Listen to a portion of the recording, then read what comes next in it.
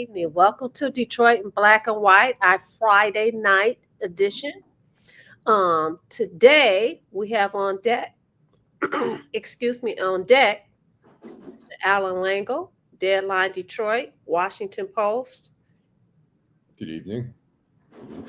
We also have Jim Nardone from Trenton, the former police chief. Department. Hey, Jim. Happy Friday.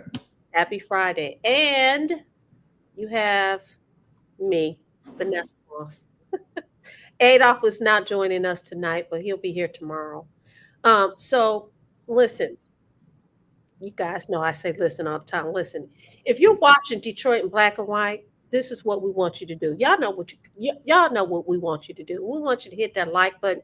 You can even hit the dislike button, but we want you to hit that button and we want you to subscribe. We're trying to get our subscription up. You guys are doing a very good job of telling people about the greatest show on these YouTube streets.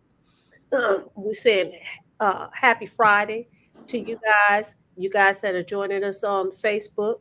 You can catch Detroit in Black and White on all social media platforms. Like, subscribe, and share. Like, subscribe, and share. And before we get started, I'm going to give a shout out to Janet Saluk. She said TGIF, and we get to watch Detroit in Black and White with Mr. 1213. Good evening, Day. Hey, Day, haven't seen you in a while. Good evening, ladies and gents. He's talking to me as well as Miss Lady T. Hey, Queen B. She said, hey, y'all. Karen Whiston. Hey, Karen. Tracy Huff. Hey, Karen. Edward A. And Jill Sheridan. Happy Friday to you all. So I'm just going to start this off by, I saw something today on YouTube, and it was, what's the reporter, Charlie Langton. He was out interviewing people, and he interviewed, I think it was 5 Black men. They were on the Avenue of Fashion, and he asked all 5 of them, did they vote? The answer was a resounding no. Wow. Number 1, number 2, number 3, number 4, number 5. They said no. Now, they were all up there on Livernois, the Avenue of Fashion. You got food, cigars, all kinds of restaurants and everything else. But you did not vote. Now, I'm not going to dog them out. I just say that it's very interesting because you don't vote, but a lot of these people are the same people that complain about how they've been left out. This is our Detroit. This is our Detroit. But guess what? You know, they're not looking out for us in the neighborhoods. They just worried about downtown, but you don't even participate. You don't even participate. So for me, if you don't participate, you don't get to have a conversation with me. I don't even want to hear what you have to say. Nothing. You can't complain about nothing. You can't complain about the crime. You can't complain about the cost of eggs at the local gas station. You can't talk about the state of education. You can't have that conversation. Why? Because you didn't think that it was important enough to go and vote. So I thought it was interesting. And if I were one of those guys, I would say, you know what, maybe you should take that off of television, off of YouTube, because I wouldn't want my face posted up like that. 5, 1, 2, 3, 4, 5. So, you know, I just had to get that out. I thought it was sad, interesting, and I guess you guys can kind of tell it kind of pissed me off because, like I said, I see these same people.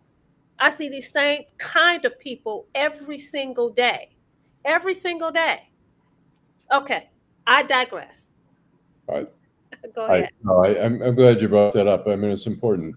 You know, I just have sort of a analogy of sorts. When I was at the Washington Post, I had left. I took a buyout. I was working once a week for the union, and we were helping with there was contract talks, and we got a lousy contract, you know. And one of my good friends said, I'm thinking of dropping out of the union. It's bullshit. This contract sucks. And I told him, I said, you know what? When I was at the Detroit News, when we got a shitty contract, you know what I did? I said I joined the bargaining team, and I said that's what you need to do. You need to step up, not run away. And he became the president of the union, actually, and became active in the union. And I think people who are complaining all the time, I mean, it's becomes a mantra in Detroit. Oh, they only care about Detroit downtown. They only care about Midtown. What about the neighborhoods? Well, go to a city council meeting. Call your council member. Go to the mayor's office. Organize some protests or something. Speak up, but don't. People just always say, oh, it's this or that, and they don't speak up, and they run away instead of addressing the issue. If it really bothers them, then step up. Yeah, do you have anything to say? Because I'm gonna respond to that about that whole city council meeting. You people had a nerve to talk about how some of the city council members don't show up to meetings. They've gone and they're not there. Listen, go for what? You're not going to show up. You have the few people who show up. They show up, and guess what? We know that we can make a difference if we are together, if we have our voice being heard. But if it's only twos and threes, right? It's not going to make a difference. Go ahead, Jim. Well, I was just going to say this: not voting is part of the decision-making process. So you have to ask the question: why are people not voting? I think we need to dig a little deeper. I'm guessing that a lot of these people don't feel that they're represented whether they vote or they don't vote, and that's a challenge that we have. Yeah. So, go ahead. No, I just think a lot of people have given up on the process. They just don't think the process works for them, no matter who gets elected, and that's a sad commentary. Yeah, I mean, we hear it all the time. People in the neighborhood say, "Hey, nothing changed. We got a new person, so what? This person promised that. We got we have a black president. Nothing changed. We've got a white president. We've got we've got this mayor. We've got that mayor. Nothing changes." But people gotta, speak up. I mean, you're paying their salaries. They're getting money from your pockets, and they work for you. Listen, these 5 guys, right? They didn't go vote, but you are okay with somebody sticking a mic in front of your face and you say, "No, I didn't vote." And I forgot to mention this, as as Eric pointed out, Charlie laughed at them. They should be ashamed of themselves. I'm telling you, they should have just said, "You know what? This is ridiculous. I would want my mama. And I said mama, not mother. I would want my mama, my daddy, my I wouldn't want nobody to see that, because guess what happened? You are the topic of conversation by Vanessa Moss. I'm putting them on blast. Them and the rest of them that's like them. We got a comment from a guy that's a business person. He says he wanted to open a business, and I think it's BZ and Zoni said no, because he did have 67% of the neighborhood signatures for approval for parking. Now, how in the heck you gonna tell this business person you got get permission from the people in the neighborhood when they don't even show up to vote to determine who is going to run this city? That is ridiculous. You're going to have these kind of decisions left up to the neighbors, and these very neighbors don't even participate. They don't even care. Are you kidding me? Some things have to change. This is just ridiculous. Okay, I digress. I think I'm done for right now. Mr. 123 says Charlie should have interviewed more than 5 guys together. Honest results. Well, by the numbers that we saw, I don't know. I think those were the honest results, Mr. 123, but maybe not. Ashley Rivers says the easiest. She says the easiest business is buying foreign currency. I say this is a minimalist. Queen Bee says ZBA always forging signatures for approval anyway. Wow. I want to say something, address when somebody says Charlie should have interviewed more than 5 people. I can tell you from standing out the other day over on Warren at the election poll, a lot of people, you have so much time you're going to hang out, and you know, a lot of people say, no, I don't want to talk. A lot of people don't want to go on camera. They don't want to talk to a reporter. And so when you get 5 people, sometimes that's a lot for if you're going to spend an hour. You know, he was probably out there for an hour or two. And you know, it's not like immediately everyone, you know, most people go, no, you know, I had some of the women say, oh, no, my hair, it doesn't look good. I don't want it. No, I'm not going to go on camera. You know, there's a lot of people who are, no, I don't want to talk. I don't have time. I got a doctor's appointment. I got to get going. So to get 5 people, he was probably out there for a while trying to, you know. Look, they look like they was out there having a good time on Livernois. On Livernois, like I said, there's restaurants, there's a bar. Well, I don't know if they call it a bar. It's called Good Times, right? Upstairs, you can smoke cigars, you can buy food.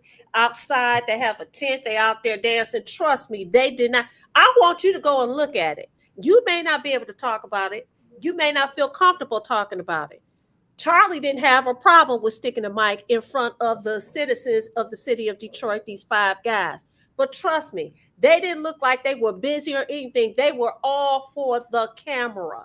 We have one of our viewers who said, these are the same people. Put Stephanie Jackson's comment up there. She said, these are the same people who are waiting on free services. They don't need to vote. We pay for food, housing, child care, health care, etc.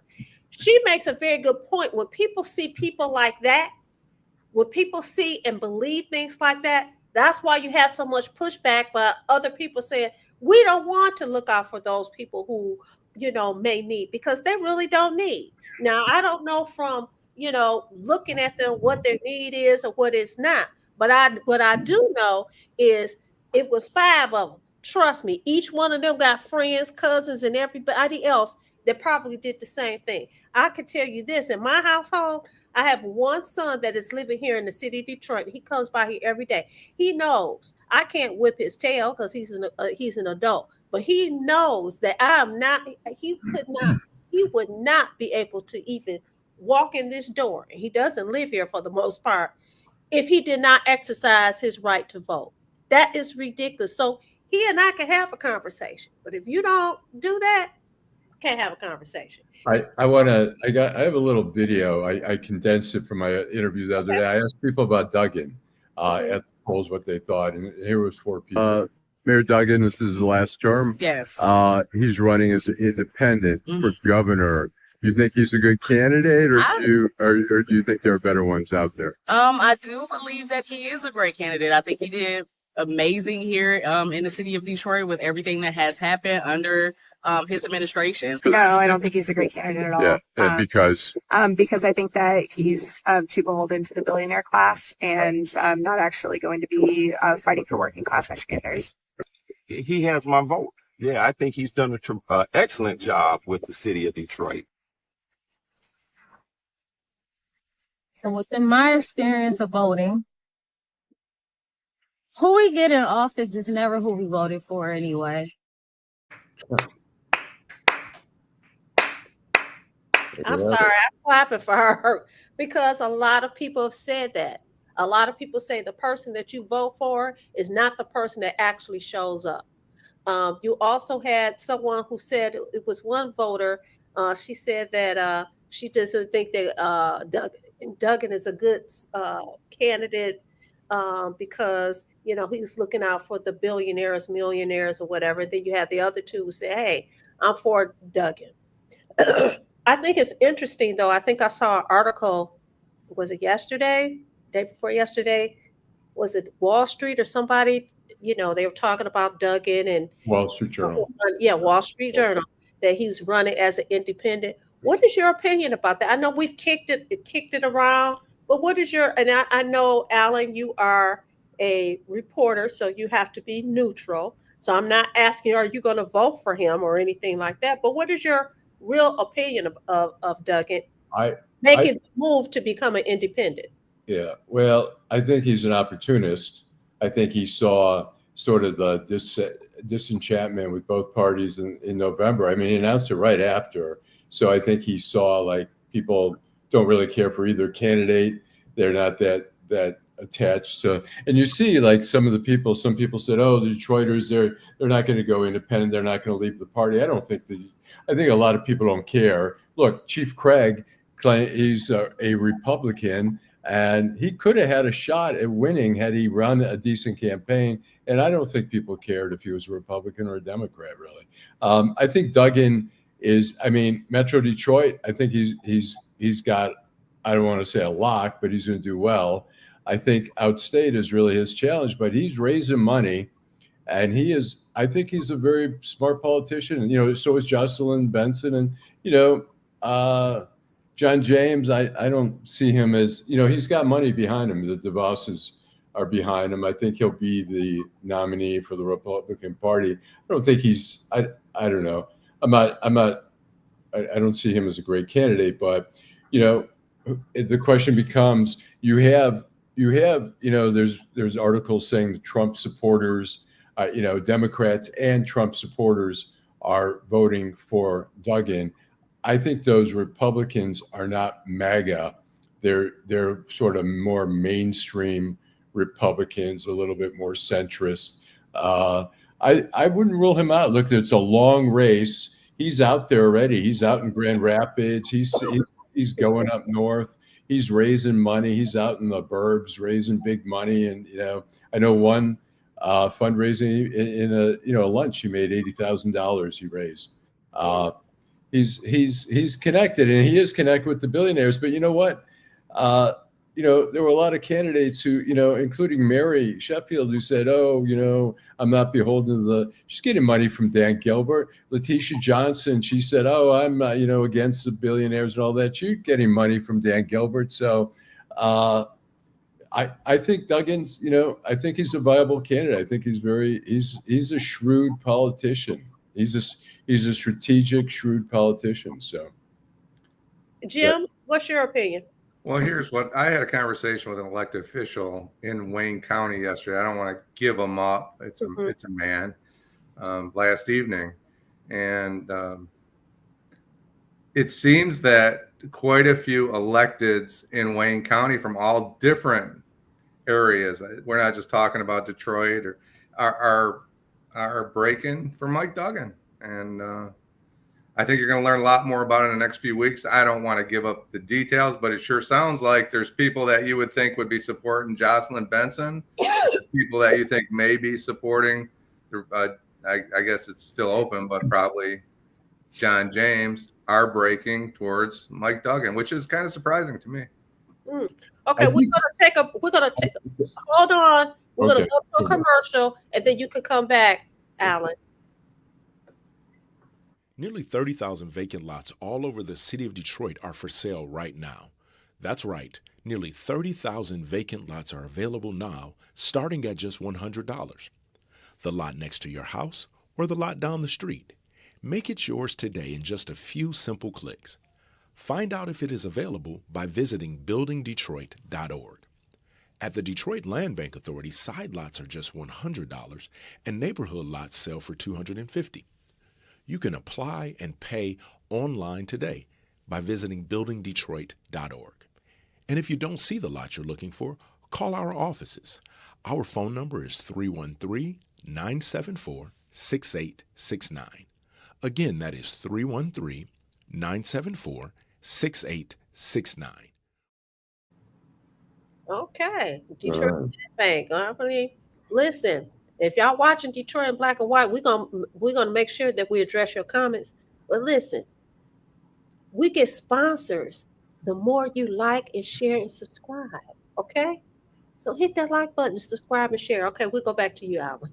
I was going to say, it seems a lot of times voters, we've had a woman governor now for 2 terms. It seems like voters sometimes usually go the opposite of whatever they have. If it's a Republican, then it's a Democrat. If it's a woman, then it's a man. So I think Jocelyn Benson, and it's not any hard, fast rule, and there's certainly exceptions, but I wonder if that might be another thing where people say, all right, we had a female governor for 2 terms. Let's get a man back in there, or maybe let's get a Republican in there. But I think John James he's not a strong candidate, but he's got the bosses behind him.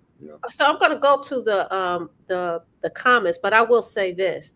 I think it's interesting that we're just talking about John James. You talk about, and we, of course, I brought the subject about Mayor Duggan and Jocelyn Benson, but there's other people in the race. And I think that some people feel like the media, and some people consider us to be a media. One of our frequent viewers made a comment about us being responsible for not talking about the low voter turnout, and that's the reason why people probably didn't vote. So those are the only candidates that people on the streets are talking about. Nobody's talking about Garland Gilchrist. Okay, so we're only repeating what we hear. Now we bring up Garland Gilchrist, we bring up other people that are in the race, but the reality is people are only paying attention to those three names that you just talked about.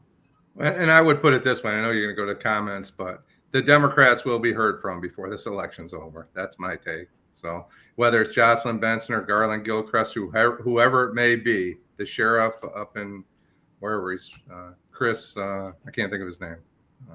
Whoever the candidate is, they're Mike Duggan has an uphill battle. It's not going to be a cakewalk for him. So right. He may win Wayne County, but will he cover this? Will he carry the state? Is the question. Right. Stephanie Jackson says John James won't focus on Detroiters. He knows Duggan has the city fooled. Whatever you think about Duggan, John James has invested so little time in the city of Detroit. I mean, he grew up till I think 9th grade in Palmer Woods, then he moved to Southfield, went to Brother Rice, a private school.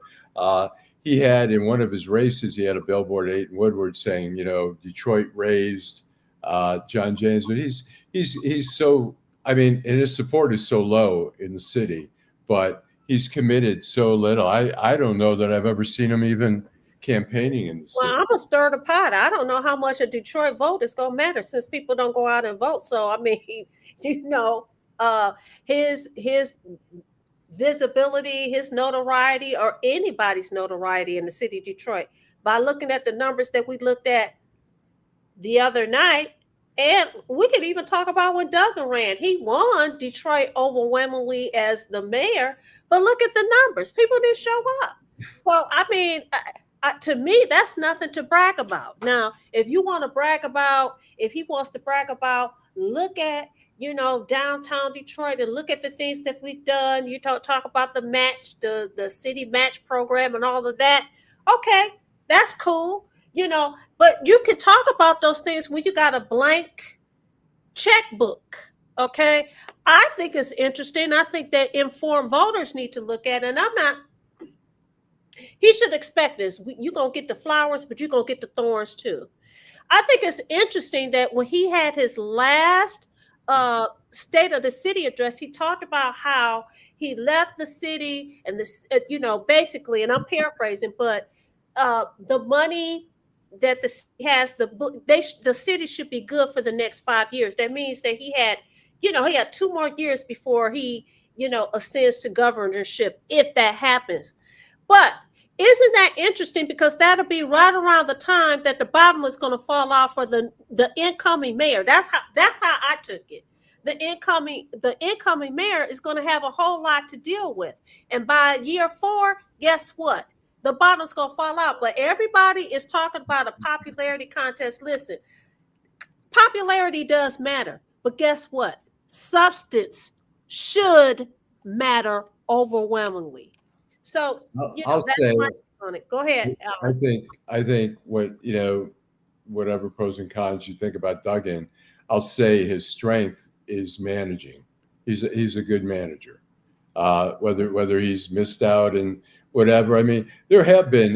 Really over the last 12 years, there have been some new developments. There have been affordable housing, which we know. Really affordable housing is not. It doesn't mean dirt cheap. It just means it's not outrageous either.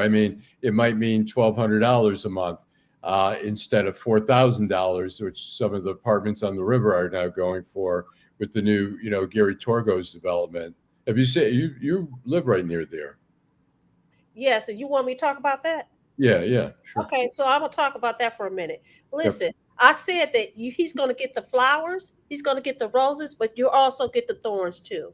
And I Yeah. think that people have to be realistic when they go to into that voting booth, when they vote for whoever's going to be the mayor, and when they vote for whoever's going to be the governor, whoever it is. You're gonna look at Jocelyn Benson's record, what she's done and what she hasn't done. Listen, you can parade, you can celebrate her being the Secretary of State, but but listen, I don't like Robert Davis, but he brought a very good argument the other day, and the judge had to tell the city clerk, hey, follow the law. Jocelyn Benson got her share of criticisms too, okay, as well as John James, as you pointed out. You put up a sign talking about Detroit race, but ain't nobody feeling you, bruh. Ain't nobody feeling you. So you asked me about the building next door. So I have a friend who has space here and has space next door. And she and I talked about the issues, with when you're living in a community, an apartment community, people have pets, and I don't dislike pets. I dislike pet owners who don't take care of their pets, use doing their business, don't pick it up, and that kind of thing. But just across the way, the rent was first of all, you have valet parking. You can't park, you can park your car yourself, but where are you going to park? That's $300 a month. The units are like a matchbox. I mean, they're extremely small, and to me, it's not affordable. Okay, I went and looked because I considered maybe moving, and my statement to them was, "What am I going to do with my clothing? There's no. What am I going to do with my clothing?" And then I would have to buy new furniture because it's so small. But they're building a hotel right next door. So the people on that side of the building, guess what? They're going to have obstructed view. Now, personally, I don't think that was smart, Turgo and Peeps. Why would I be attracted to renting an apartment and I got to look inside of a hotel when it's sitting right on the riverfront? That just does not make sense. Now, what they are doing is this. I have friends that live here. They're telling them, we'll buy you out of your lease because they're having problems filling up that place. So, What are they charging? What are some of the? when I looked at that time, a studio was $2,600 a month For a studio? for a studio. A one bedroom was $4,000, Wow. $4,000ish, and the penthouse was $10,000. Wow. Parking is $300 a month. Now you can say I don't want to exercise the $300 a month, but the question then becomes, where are you going to park? Now, because they've had problems filling up their building, of course they run these specials. But I told a friend of mine, yeah, they told you they was going to give you $7,000. Guess what? You're going to sign a lease, and your lease is going to have you locked in because trust me, they're not giving away money. That's not how business works. They're going to get that $7,000 plus, but they're using all kinds of tricks to try to get people to move over there. I know two people who left here, moved there, and guess what? They're back over here. Oh, really? Why? Why is that? So, why is that? because all the glitter is not gold. Okay, that's why. What was their concerns? The one young lady said that the space was too small. That it's smart. Everything is smart and that kind of thing. Mm-hmm. And she said that it wasn't always, the smart things wasn't always working. They promised that they were going to have a bodega, and it's really just a little coffee shop that's not even open all the time. Mm-hmm. So, where I stay, we have a store, right? He opens at 9:00 and he closes at 8. Whereas that bodega has some really weird hours. It just was not what they said that it was going to be, but it's beautiful. It looks really, really nice. But I don't know who's paying $10,000. I would tell you this: I don't like the size, and I don't like the fact that it's a floor to stealing windows. And so when I go out and do my walk, I'm looking at people laying in their beds. I mean, even though they had the shades down, you could still see people laying in their beds. You see their clothes. I was like, yeah, this is not the life for me. But I also question, who are you really, what audience are you really targeting? Because really, you don't want people like myself. You want people that are very transient. That's what I think that they're trying to attract. People who are just going to be here for a little while and then go somewhere else. But if I was one of those people, I would not, especially on the side where they building their hotel, you have block view. You can't see anything. Right. I wonder, I saw it actually before the pandemic. We had our office down at the Ford building downtown, and I would walk down Woodward home. I'd see little signs for like condos, $750,000, $800,000 in Brush Park. And, I started to ask myself, like, this isn't like the financial center. We're not Chicago. We're not New York. Miami. Yeah. Some of those places, New York, Miami, you have a lot of foreigners who have a lot of money who can afford whatever you're charging, they can pay it. But Detroit is not, it doesn't have that type of industry. We don't have a financial center really like that where we're attracting like Colombians and, people from all around the world. I don't know. I could see where some of the wealthy people in the suburbs who are empty nesters say, why don't we try the urban experience? Let's get a place downtown. But I don't know that there's enough people. I mean, the Gilbert people are, Gilbert's probably one of the biggest employers in the city. And I don't know, even some of the people are making good money, but I don't know they're making that kind of money that you want to pay $4,000 or $5,000 a month. Well, there's some over in Corktown right on the other side of me. I looked at those. 78. That was 78 for the like townhouses. Now they're building some lofts, and then they have some apartments. All I know is I was just frustrated with the whole thing, because the reality for me is this. All I do in my place is sleep. I may work, and that's it. Most of my day is spent out working, doing other things. And I'm not willing to pay that much money to just sleep. I think that's just ridiculous. But I also think, and I'm asking you this question, Jim, do you think that when they started doing these kind of building up, there had to be some kind of plan? They have to know. I'm thinking that there's some kind of foresight that they're saying, okay, we know that there are going to be people moving in from here, there, whatever, because we're going to be the hub of the industry for this, that, and the other. What do you think, Jim? Well, I think that they're filling them up. I think a lot of the suburban kids are moving into the city. We have a lot of examples of that. I don't know what the occupancy rate is at your building, but I bet you it's pretty high. They're still building apartments in Detroit. I noticed that over by Mexican Village, there's a new apartment complex over there, and yeah, they must have somebody to film. Honeybee Market, is that the one you're talking about? Yes, exactly. Yep, near Honeybee. Yep.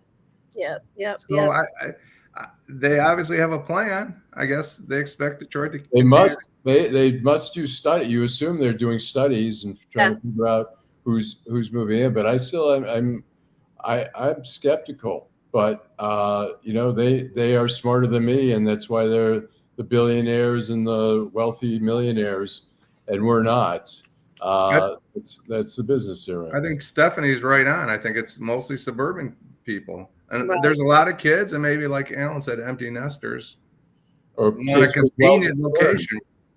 Kids with wealthy parents who say, I know there's some wealthy parents who say, look, I'm going to get you a $500,000 condo. You just graduated. You've got a job with whatever, teaching for America or whatever, and it's an investment for us. So you live there, and when you're ready to move out, when you get married, you have kids, we'll sell it, we'll make some money off it, and everything will be good. So I'm going to go to a couple of comments just to let people know we acknowledge their comments and appreciate the comments. Mr. Duckett, he said kids are getting shot in their beds in Detroit while he is raising money in Grand Rapids. Interesting. That's in reference to Duggan. And by the way, has he? You know what? My question is, I'm going to do the comments, but has he been in front of the camera addressing this? I did see Chief Bedison, he did a walk, and Eric Brown was filming it with 100 black men. But I don't know. And I'm not saying he hasn't. I'm not saying he has. I'm asking a legitimate question. Has he addressed that? I mean, you have a viewer here saying he's raising money, but what about the kids being shot here in the city of Detroit? You also have Deborah Harris. She says sex change for children, abortion, men, and women changing sex. I don't know what that's in reference to, but thank you for watching. Karen Winston says she will support Garland Gilchrist for governor, and she will support Solomon Kinlaw for Detroit mayor. Queen B says Jocelyn Benson isn't supporting Jocelyn Benson. She made that loud announcement that she is running for governor, visited a few community centers and neighborhoods, and has been MIA since. Y'all made hundreds of thousands of people not vote. He just better get out of here. Okay.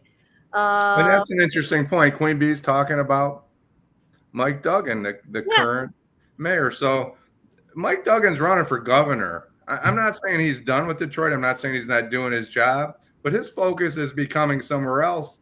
And very shortly, he's going to be gone, right? The elections in November, he's replaced December 31st. Is it January, around early January? Yes, I think it's early January. He has a whole year to run. So like I said, that's 2 years with the money that's still in the pot that they got to pay. And then you have the new mayor takes place. All I'm saying is, listen, if they're not prepared, whoever we put in office, those few of us that vote, those few hundred, okay? Make it an informed vote. I'm not advocating for one or the other because, like I said the other day, we're poised to make history. You're going to have, and by the way, Adolph pointed this out. We have 2 ministers. One is the first female. She could be the first female mayor of the city of Detroit. We could also have the first full-time mayor full-time minister as the mayor of the city of Detroit. All I'm saying is, listen, it's a popularity contest, but there needs to be substance. I'm also going to acknowledge Miss Sheila. Miss Sheila's been missing, guys, and she's with us tonight. She basically gave me a shout out. She said I was right. Eric says that Duggan is a better strategist, that he is a manager. He also indicated that he was not an opportunist. He says that he really was a Republican, basically. I'm paraphrasing. Stephanie asked who's managing the $14 million on his watch. Louis Thoreau says affordable housing is PC for low income housing. I know somebody said somebody disagreed with him. Karen Winston said it's like the cruise ship cabins with the porthole view. Most have less than 450 square feet studios. She's talking about the apartments next door. A studio with no view too. Ronald Hinkle Sr., thank you so much. He says, good evening, pray no $500 rentals. Queen B says low income housing is not affordable housing. That is not correct. She disagreed with the before. David Porter, thank you so much for watching. He says someone is getting them. That's why they're being getting built. He agreed with you, Jim. Ashley River says the community managers must survey the commission to identify the improvements needed here and there. And I think I've just about got everybody. I'm not going to, Par Orgs. Par Orgs says Vanessa Duggan doesn't have to address it because the plan that Todd Madison has for Detroit should Mary Sheffield take office is going to be Terry stops all over the city. Well, that's an interesting point. Go ahead, Vanessa. We should touch on that. I'm glad you're going to jump in there like you've never seen before.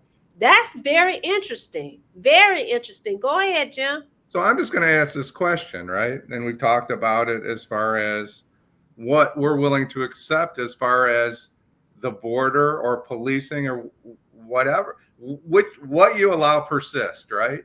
So when you talk about Terry stops, and I don't know, Par, if you're getting that from somebody inside the administration, inside the police department, or that's just your observation. You know, the city of Detroit's not going to allow the police department to go out there and do 1,000 Terry stops every night. I don't see it. I could be wrong, Vanessa, Allan. I don't know, but if listen, Park Orgs, if it happened, you know that we'll be very busy. I'll be very busy if that happens. But he says that he doesn't have to address it because Todd Edison has. We also have another viewer who says that the next mayor needs a team and has to change all the department heads. And they also indicated, listen, there's been 6 children. There have been 6 children that have been on the news. They've been killed, and you have not seen the mayor's face at all. And crime is one of the things, the hot button issues that they've been talking about in this mayoral race. So what is a Terry stop? It's reasonable suspicion that criminal activity is afoot, I think is how it's described. So that gives you a right to pat down somebody. So if you go into a park at 1 o'clock in the morning and there's 5 young men in the park and they're not parking with their girlfriend and it's after 10 o'clock, the question is, can the police do a Terry stop or not if they have reasonable suspicion, which is a pretty low level that criminal activity threshold. Yeah. I'm sorry, go ahead. Threshold, right. Go ahead, Allan. Right. I was going to say about, if I may say something, I want to say that Duggan is sort of caught between. He's got one foot out the door already. On the other hand, he's going to be some judge partly on his accomplishments with the city. And so he can't be too cavalier and be, too much of an absentee mayor because he's going to be judged on that. So he's got to be careful about the balance. He's out there. I know he's out there in the burbs raising money. He's talking to me, he's strategizing, he's meeting with people. So, but, it's a balancing act for him now, but he's certainly got one foot out the door, And thank Power Orgs. He says that DPD is not a constitutional policing agency. I think that the chief would probably disagree with that. Maybe we can get him on to talk about your comment. Yeah, maybe we could get him to come on and talk about the comment and his walk with the 100 men. I don't know if it was today or yesterday. Stephanie Jackson says, which is right, a reasonable suspicion, not a hunch. But she also says, get ready for the lawsuits. Karen Winston said HDGAF. That means he don't give a flying freak, as I would say. Ashley River says, good evening, Ashley. She says the international body needs military control over the United States. There needs to be reorganization of local bodies and redistricting. And Eric says, but he has to address the current wave of high crime. He has to, or should he, is the question. Well, they can stop crime in Detroit. If they don't let you down the street without shaking you down to see whether you have a firearm or a knife on you, they can stop crime, but society's not going to allow it. And the fine attorney, Vanessa Moss, is not going to allow it, right? Well, if it happens, like I said, we'll be boxing in court. Ira Todd, good evening. Glad you made it. He said, good evening. Yes, Terry, stops are justified, especially if you can articulate why you're legally conducting the stops.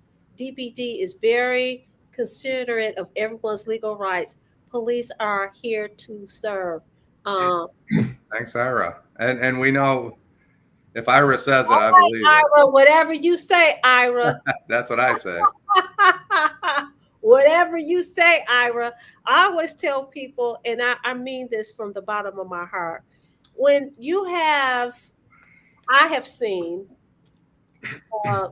when we talk about the scales of justice are supposed to be like this. I see it like this. I see so many times that even as a defense attorney, if you challenge something like that, a lot of people are gatekeepers for the prosecutor's office. They're going to say, deny it if you file that kind of motion. But I do agree with you, Jim, in the sense that society is going to fight if you just stopping people just to be stopping them. But these people, these police officers are so sophisticated and smart. They're not going to say, I did it based upon a hunch. They're just not going to do that.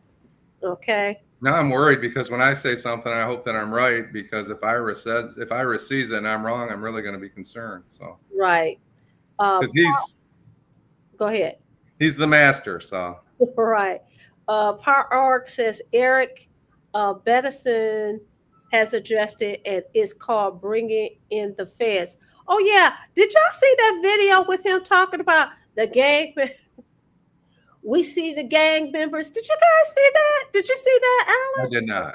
I did not. Oh my gosh, I saw it. Well, I'm always looking, but it's a video going around where the chief is telling the gang members, "We see you, we coming after you, and the feds are going to come after you."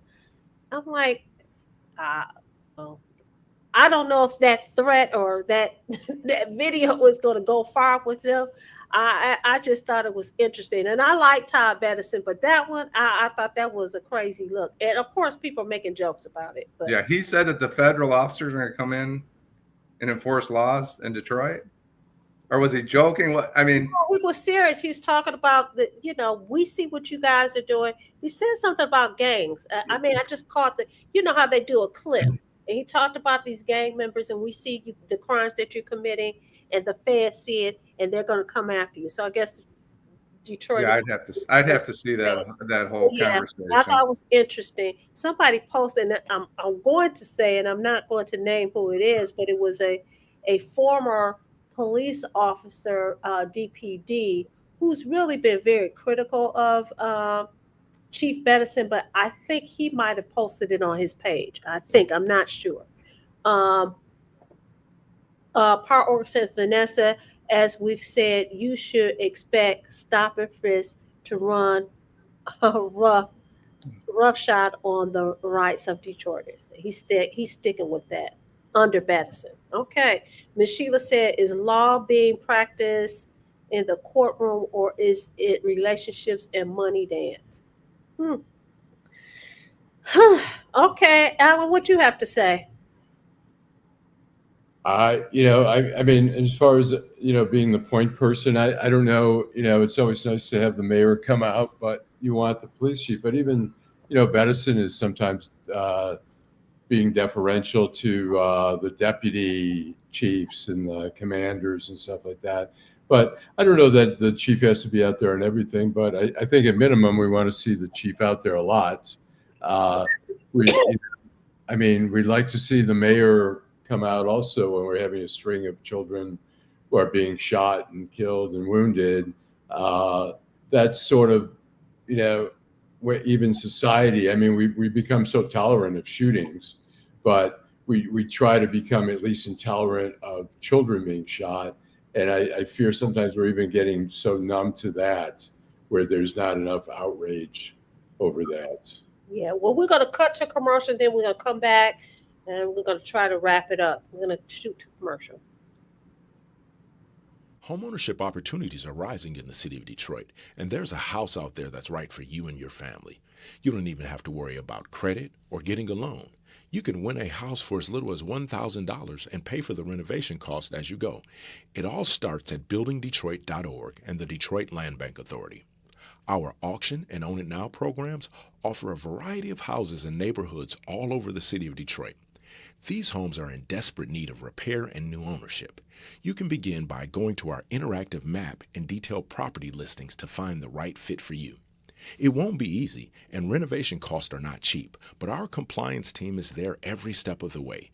We will help you track your progress and connect you with local discounts to save you more money.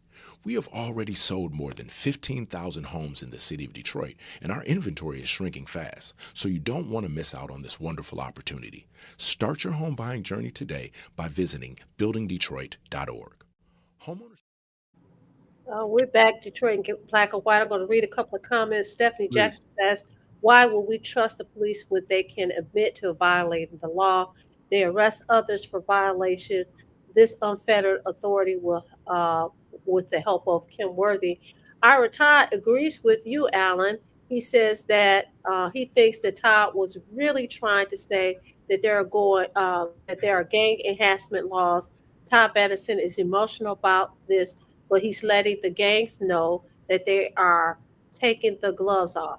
I support his efforts to protecting our children. So, with these gun shootings of children, it leads to this gang activity. And like I said, he said, we're watching you and the feds are watching you. We're coming after you. If you So, guys get a chance, look at it. Go so ahead. let's go back to, I think it was the 80s in Richmond, Virginia. Richmond was having a lot of problems, a lot of shootings, and the ATF went in and they cleaned up Richmond, Virginia. People were not happy. There was a lot of criminals that went to jail for a long time, and now they're looking at that going back 20, 30, 40 years and saying, did we do the right thing? We're locking people up. Should we be locking people up or not? It can be done, is the point. What will the community allow? What will the community permit when it comes to enforcement of crime out there? It can be stopped, but it's a huge undertaking. And Ira Todd is right on, and I appreciate him standing up for his brothers in blue, and I don't disagree with anything he says. Power Organs is entitled to his own opinion. If he thinks that he's been involved in policing that's unconstitutional, it happens out there. A city like Detroit that has 3,000 members or whatever they are, 20, I'm not sure exactly the size. I think it's like 2,900 members. You're going to get some bad apples, right? Yeah. You're going to have people that don't police the way they need to police. Right. But as he said, 99% of the police officers, men and women, are out there trying to do a good job in it. And I agree with that. Karen Winston says, the Donald says he's cleaning up all inner cities. She says, Dara Harris says, clean it up in Detroit.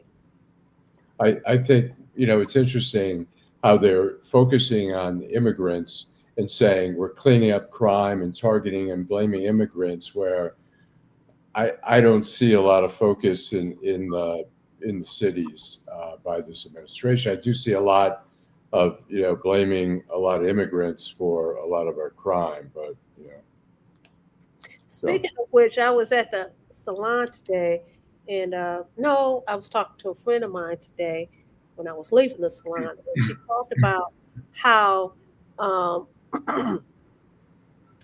there is a push for people to join ICE to become employed. You don't have to have a degree. You just have to want to work, and they're making up to almost $200,000 a year. And that's interesting when you have teachers, and we talk about on this show all the time about the state of education, and we have the president of the United States talking about the state of education, and you're only paying your teachers $46,000 a year.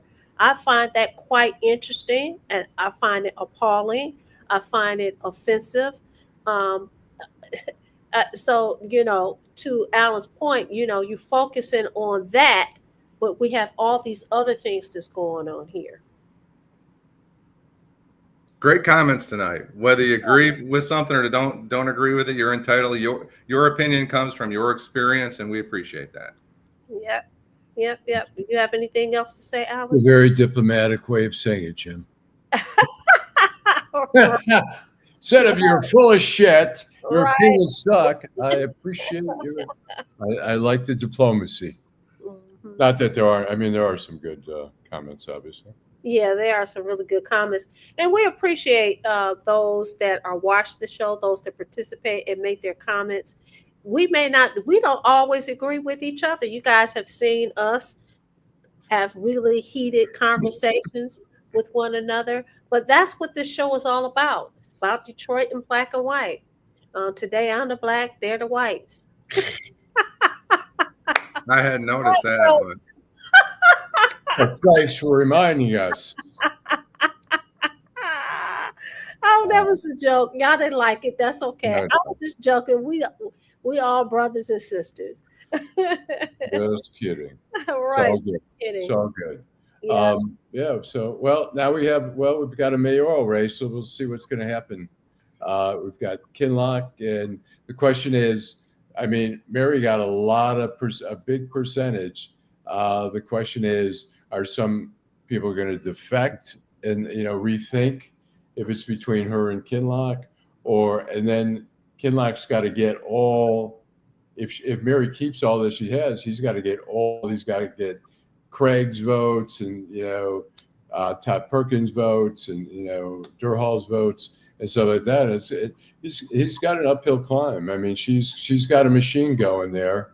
Her father's very influential in the community, and she's got a high profile job. Yeah, she has a yeah, she's in the driver's seat right now, but you never know what happens. The other day, I think it was yesterday, somebody had an article and they talked about how Freeman Hendricks thought he had it in the bag, primary, right? Right. And then we know what happened. The lights went off, and the next thing you know, uh, Kwame Kilpatrick was the mayor of the city of Detroit. So you never know. A lot of strange things happen. We don't know if there's going to be more people that participate. We don't know in people participating whether or not they're going to be informed voters or not. Uh, all I can say is please, please, please do your homework. And those of you that watch the show, Jim is knowledgeable, Allan is knowledgeable, Adolph is knowledgeable, Eric is knowledgeable. Eric makes the comments. You guys are knowledgeable. Share this information with others so that when they go in that booth, they know what they're, know who they're voting for and why they're voting for them. And thanks for sharing it with us. Yeah, thanks for sharing your knowledge. Absolutely. I learn something every single day that I'm on this show. I learned something from our viewers. I learned something from Allan. I learned something from Jim. I learned something from Adolph. And I'm very grateful for that. Very grateful. So I think what we're going to do is this. It's 9:26. We got about 4 more minutes. Jill Sheridan, thank you so much. Tracy laughed. Sheridan says Jill says she liked it. Edward A, he says thanks for another great program. Karen says, Karen Winston, we need the election ballot machines to work, and we need the ballots to get counted correctly. I'm glad she brought that up because there was some complaints over in District 7 that people were being told that they were supposed to vote at one polling place, and then they got there and then they were told to go somewhere else. Well, you know what, that can be very discouraging. It could turn people off. People are not determined to vote. Me, I wherever you tell me I need to go, that's where I'm going to go. But everybody is not built like that, and so they really need to get it together. They really need to get together. And people that don't trust not only the process, the people who are processing the information, that's a huge problem. That is a huge problem. Yeah. Well, yeah, it'll be interesting, this race, but we'll see. I don't know. I'm curious if who raises money. I mean, Mary's got a lot of money already. Kinloch's going to have to really, Thanks, Queen Bee. Right. I was like, Queen Bee said Jim is the biracial. Sometimes he's black, sometimes he's white. We have the best family. Detroit in black and white this is the best family. To our right, as we're sitting here, this is a great family. Yep. And everybody is. It's just I love this family. So. Right. By the way, the Tigers just hit a 3-run homer. They're ahead 6-5. Where are they playing? They're playing here. They're playing at home. In Detroit, right down the street. Yep. Oh, okay. They're winning 6-5, which is great. So I'm trying to watch the Lions here, but it doesn't really matter. yeah. Allan, Stephanie says that you her Jewish cousin. There you go. Uncle Allan. All right. Okay. And Queen says you all should have a show dedicated to the election process. She thinks sometimes people don't understand how to vote and the terminology, and it turns them off to voting. That's a good idea. Maybe we will spend some time before November telling people, this is the ballot, this is what it looked like, this is how you darken the oval. I did read something that some people, voted for two people for mayors, and of course that means that their ballot was spoiled. There were some people who said, bump it, it's too many of them, I'm just going to vote for people on city council. But that's a good idea. Okay, Jim, you somebody's nephew. She's my hero, true sensation. We had a little business thing together a few years ago, and she's my hero as well as Ira. Ira is the real deal. Right. And I oh, did. Thanks, Ira. I interviewed some people, and some people didn't vote in the council race. They just said, "I didn't know enough about it. I didn't pay enough attention." It's hard, really. I think if you're a council member, except the council at large, I think it's a lock with yeah, Coleman Young and Mary Waters. I mean, they outdistanced the next. I mean, Janae Ayers was next, and then James Harris, from the fire department, was in fourth. I mean, he had 10,000. I think the two top vote getters had more than 40,000. So yeah, that's a major hill to climb. Not that it can't be done, but you got to get out there because people don't know, people don't pay a lot of attention to the council races as much as they yeah, should. yeah. Thanks, Willis. Yep. Well, we're getting ready to Thanks. go. It's Cheers, 9:31. We'll be back tomorrow morning at 10 o'clock. Detroit in Black and White, the greatest show on these what? YouTube streets. We'll see you tomorrow, Detroit Black and White. Bye, cousin Allan. Bye, cousin Jim. Bye, Lady T. We love you. All right. And all our friends. I love all of you. All right. Bye-bye.